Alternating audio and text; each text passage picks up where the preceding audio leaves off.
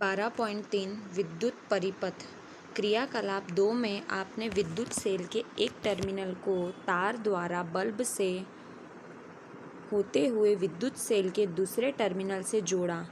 ध्यान दीजिए कि चित्र 12.5 ए में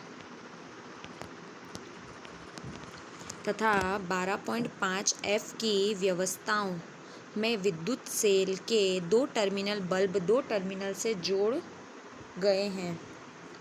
इस प्रकार की व्यवस्था में विद्युत परिपथ का एक उदाहरण है विद्युत परिपथ। विद्युत सेल दो टर्मिनलों के बीच में विद्युत प्रवाह के संपूर्ण पथ को दर्शाता है। बल्ब के केवल तभी दीप्त होता है जब वह विद्युत धारा प्रवाहित होती है। तो हमने पहले भी देखा था कि जो टर्मिनल धन और ऋण है, तो जब वो एक दूसरे से तार जुड़ेगा तब उसमें से क्या होगी, विद्युत धारा प्रवाहित होगी और तभी वो बल्ब अपने आप प्रकाशित होगा। किसी विद्युत में चित्र 12.6 में दर्शाए गए अनुसार विद्युत धारा की दिशा विद्युत सेल के प्लस टर्मिनल और माइनस टर्मिनल की ओर होता है। जब बल्ब के टर्मिनलों को तार के द्वारा विद्युत सेल के टर्मिनलों से जोड़ा जाता है तो बल्ब के तंतु से होकर विद्युत धारा प्रवाहित होती है। यह बल्ब को दीप्तिमान करती है। तो इस तरीके से बल्ब प्रकाशित होता है। और कभी कभी विद्युत बल्ब विद्युत सेल से जुड़े होने पर भी दीप्त नहीं होता। ऐसे बल्ब के फ्यूज़ होने के कारण हो सकता है। फ्यूज़ बल्ब को ध्यानपूर्वक देखिए। क्या इसके तंतु में देखिए यहाँ पे आपको बताया गया है अशुण है, मतलब आपको दिखाई देगा कि अंदर की जो तार है वो जल गई है। विद्युत बल्ब की कई किरणों से फ्यूज़ हो सकता है। इनमें से एक कारण है बल्ब की तंतु का खंडित होना। बल्ब का तंतु खंडित होने के कारण विद्युत सेल के टर्मिनलों के बीच में विद्युत धारा का परिपथ टूट सकता है। इसीलिए फ्यूज़ बल्ब के तंतु से विद्युत धारा प्रवाहित न होने के कारण में दीप्तिमान नहीं होता है। क्या अब आप बता सकते हैं कि चित्र 12.5 बी सी डी ई आपके प्रयास करने पर भी बल्ब दीप्तिमान क्यों नहीं होता? हम इसे ज्ञात है कि विद्युत सेल का उपयोग कर बल्ब को दीप्तिमान कैसे बनाया जा सकता है। आपने एक टॉर्च बनाना पसंद करेंगे। चलिए अभी यहाँ पे हमें बताया गया है क्रियाकलाप 3। एक टॉर्च बल्ब तथा तार का एक टुकड़ा लीजिए।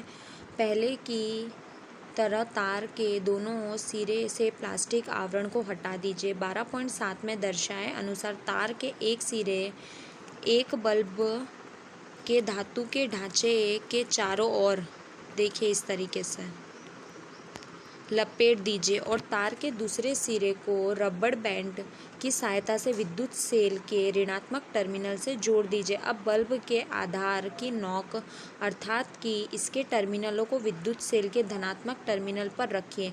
क्या बल्ब दीप्त होता है? अब बल्ब को विद्युत सेल के टर्मिनल से हटाइए। क्या बल्ब अभी भी प्रकाशित हो रहा है? टॉर्च को ऑन व ऑफ करने के समान नहीं है। 4 विद्युत स्विच। घर में तैयार की गई टॉर्च को ऑन ऑफ करने में विद्युत बल्ब को विद्युत सेल की नोक से स्पर्श करते अथवा हटाते। यह एक साधारण विद्युत स्विच था। इसे उपयोग करना सुविधाजनक नहीं है। हम अपने उपयोग के लिए दूसरा सरल एवं सुविधाजनक स्विच बना सकते हैं। चलिए अब हम बनाते हैं। जो क्रियाकलाप 4 में आप 2 ड्राइंग पिन, एक सुरक्षा पिन या एक पेपर क्लिप, 2 थर्माकोल या लकड़ी के बोर्ड से एक विद्युत स्विच तैयार कर सकते हैं। सुरक्षा पिन की रिंग में एक ड्राइंग पिन लगाकर इसे थर्माकोल की शीट पर गाड़ दीजिए जैसे कि चित्र 12.8 में दिखाया गया है। यह सुनिश्चित कीजिए कि सुरक्षा पिन आसानी से हो। इस तरीके से देखिए ये घूमने अथवा दूसरे को थर्माकोल शीट पर इस तरह लगाइए कि सुरक्षा पिन का स्वतंत्रता सिरा स्पर्श कर सके और इस प्रकार जुड़ा हुआ हो कि सुरक्षा पिन के क्रियाकलापों में आपका स्विच होगा। अब विद्युत सेल बल्ब तथा स्विच को चित्र 12.9 के दर्शाए अनुसार जोड़कर परिपथ को पूरा कीजिए।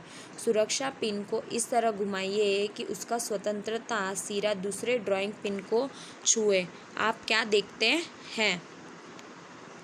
अब सुरक्षा पिन को ड्राइंग पिन से हटा दीजिए। अब भी जलता है। जब सुरक्षा पिन दोनों ड्राइंग पिनों से स्पर्श करती है तब दोनों ड्राइंग पिनों के बीच के रिक्त स्थान को भरता है। तब इस स्थिति में स्विच को ऑन कहते हैं। चूँकि सुरक्षा पिन का पदार्थ विद्युत धारा को अपने में प्रवाहित होने देता है तो विद्युत परिपथ पूरा हो जाता है और इस तरह बल्ब दीप्तिमान भी हो जाता है। देखिए, इसकी विपरीत सुरक्षा पिन दूसरी ड्राइंग पिन से स्पर्श नहीं होती और विद्युत बल्ब दीप्तिमान नहीं होता। इस तरह पिनों के बीच का रिक्त स्थान बंद नहीं होता, परिपथ पूरा नहीं होता। इस स्थिति में स्विच ऑफ कहलाता है, जो चित्र 12.9 में दर्शाया गया। स्विच एक सरल युक्ति है जो परिपथ को जोड़ या तोड़ सकता है। घरों में स्विच का उपयोग बल्ब दीप्तिमान करने या अन्य युक्ति चलाने के लिए किया जा सकता है। यद्यपि घरों में उपयोग होने वाले स्विच इसी सिद्धांत पर कार्य करते हैं कि उनके डिज़ाइन जटिल होते हैं। चलिए, विद्युत चालक तथा विद्युत रोधक के बारे में हम जानते हैं। हमने देखा क्रियाकलापों में परिपथ को पूरा करने के लिए धातु के तार का उपयोग किया था। अब परिपथ में हमें मान लेना है कि किस तरीके से परिपथ दीप्तिमान होता है। लीजिए, बनाने के लिए धातु के तारों के स्थान पर हम सूती धागे का उपयोग करते हैं। क्या आप सोचते होंगे कि अवस्था में बल्ब दीप्तिमान होगा? विद्युत धारा के प्रवाह के लिए परिपथ किस प्रकार से पदार्थों का उपयोग किया जा सकता है, आइए पता करें।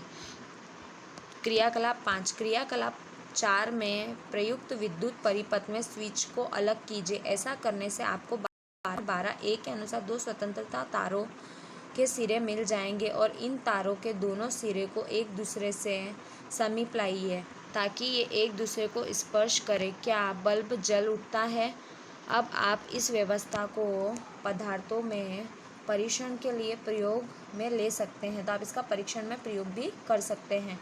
ये विद्युत धारा प्रवाहित करते हैं अथवा कि नहीं, तो आप इस तरीके से देख सकते हैं। तो देखिए, यहाँ पे जो बी है उसमें क्या हो रहा है, बल्ब दीप्त हो रहा है ना।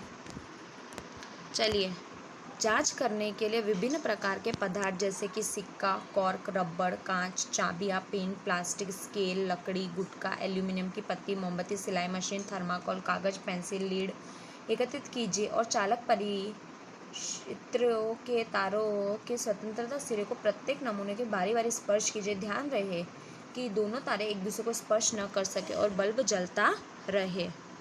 चलिए, अब हम आगे देखते हैं। सारिणी 12.1 के समान अपनी नोटबुक में एक सारिणी बनाइए और प्रेक्षणों को अंकित कीजिए, जैसे कि विद्युत चालक और विद्युत रोधक। ठीक है, इस तरीके से आपको बनाना है। चलिए, अब हम आगे देखते हैं। आप क्या पाते हैं कि परीक्षण के लिए उपयोग किए जाने वाले पदार्थों के तारों के स्वतंत्रता सिरे लगे होते हैं और बल्ब दीप्तिमान नहीं होता। इसका अर्थ यह है कि यह विद्युत धारा को अपने अंदर से प्रवाहित नहीं होने दे रहा है। इसके विपरीत बल्ब के जलने से यह पता चलता है कि कुछ पदार्थ अपने अंदर विद्युत धारा को प्रवाहित होने दे रहे हैं। तो विद्युत धारा को प्रवाहित होने दे रहे हैं तो विद्युत चालक, और विद्युत रोधक अपने अंदर से विद्युत धारा को प्रवाहित नहीं होने दे रहा है।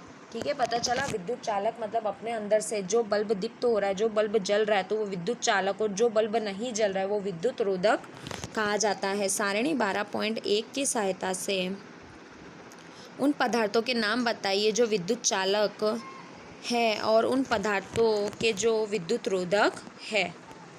चलिए, विद्युत चालक और विद्युत रोधक। आपने क्या निष्कर्ष किया? कौन कौन से पदार्थ विद्युत चालक है और विद्युत रोधक है? अध्ययन 4 के उन पदार्थों को स्मरण कीजिए जो चमकदार होते हैं, जो विद्युत चालक है। अब आप आसानी से समझ सकते हैं कि तारों को बनाने के लिए तांबा, एल्यूमिनियम, अन्य धातु का प्रयुक्त की जाती है। आइए हम क्रियाकलाप 4 को स्मरण करें, जिनमें हमें स्विच के साथ एक परिपथ बनाया था। जब स्विच खुली स्थिति में था तब क्या दो ड्राइंग पिन थर्माकोल शीट से जुड़े हुए नहीं थे, परंतु आप जानते हैं कि थर्माकोल एक शीट रोधक रिक्त स्थानों में जब वायु होती है तब क्या होता है। चूँकि स्विच में दो ड्राइंग पिन के बीच में केवल वायु थी जो बल्ब को दीप्तिमान नहीं होने देती थी। इसका तात्पर्य यही है कि वायु में विद्युत रोधक है। विद्युत चालक तथा विद्युत रोधक हमारे लिए समान रूप से महत्वपूर्ण है। स्विच विद्युत प्लग सुचालक पदार्थ बनाए जिसे दूसरी ओर की विद्युत तारों को प्लग उपयोग में लिए जाने वाले स्विच विद्युत उपकरणों के अन्य भाग जिन्हें लोग स्पर्श कर सकते हैं इन्हें को बनाने के लिए रबड़ प्लास्टिक का उपयोग किया जाता है। चेतावनी, आपका शरीर विद्युत का बहुत अच्छा चालक है, अतः विद्युत उपकरणों का उपयोग करते समय थोड़ी सावधानी बरतिए। ठीक है, चलिए आपका जो ये पाठ है यहाँ पे ख़त्म होता है।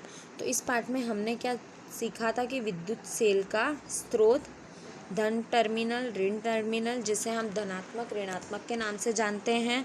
उसके बाद में विद्युत धारा प्रवाहित होती है, नहीं प्रवाहित होती है। 2 टर्मिनल होते हैं, दोनों टर्मिनलों से अगर जुड़ा होगा तभी विद्युत धारा प्रवाहित होगी, नहीं तो विद्युत धारा प्रवाहित होना बंद कर देगी। और स्विच में जैसे हमने देखा था प्रारंभ में, फिर विद्युत धारा, विद्युत रोधक और विद्युत चालक देखा। ठीक है, अब देखिए ये जो आपका अभ्यास है वो यहाँ पे ख़त्म होता है।